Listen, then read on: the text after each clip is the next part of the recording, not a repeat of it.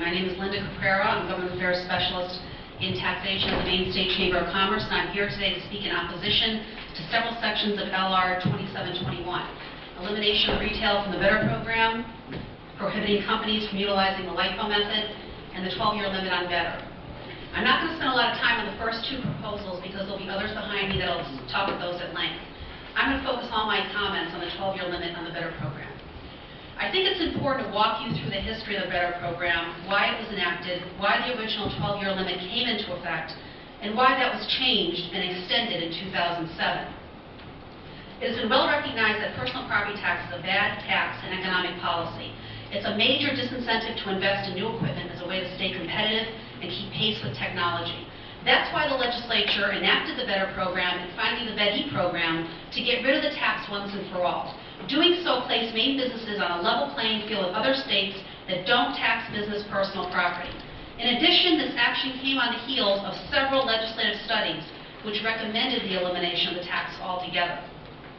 When the Better program was enacted back in 1995, the committee came up with the original 12-year limit.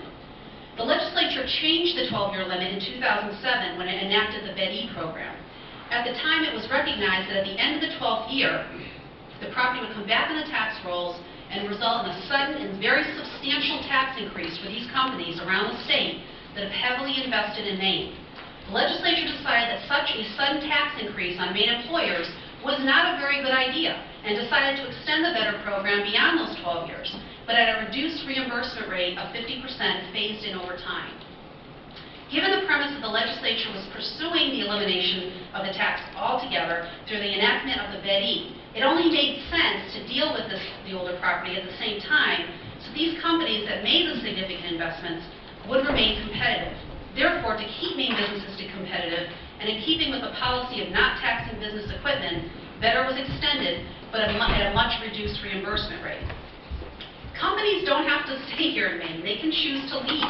Part of the decision not only to come to Maine, but to expand or remain here is the certainty of the economic policies of this state. Companies invest where there's certainty, not where there's uncertainty.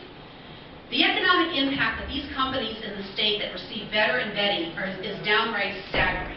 I did a little research prior to coming here, and I came up with some quick figures just from 18 companies that receive Better. Now, all these numbers have been aggregated and represent approximates. These companies are in the top 70% of Better recipients alone. Number of people employed, over 20,000 people here in the state. Payroll and benefits, over $1.16 billion. Dollars spent statewide on goods and services purchased from other companies around the state, over $1.1 billion. Investments in Maine over the last 5 years, over $1.5 billion. Those figures are just for 18 companies. There's over 1,500 companies in the state of Maine that utilize the Better program. These companies are a large part of the economic engine that drives the state. Because of the Better program, Maine businesses have remained competitive. It's helped companies directly retain thousands of Maine employees who have families they support and helped infuse millions of dollars in Maine's economy.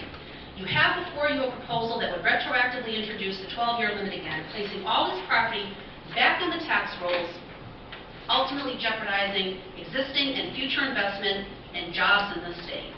Maine State Chamber of Commerce is strongly opposed to the additional cuts to the Better program. Last session, this program already experienced a 10% cut and then a 20% cut this year. That's totaling $11 million already. We believe further cuts to Better is nothing more than playing Russian roulette with the future businesses in the state, the economy, and jobs. And we strongly urge you to vote not to pass on LR 21. I'd be happy to take any questions.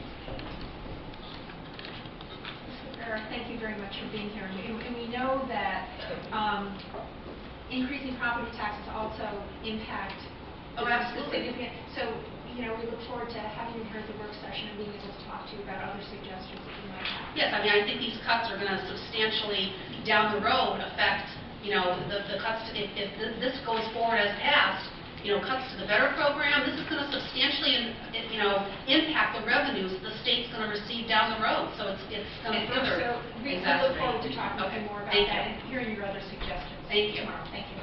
Thank you very much for your testimony. Next, we have Bill Cohen and David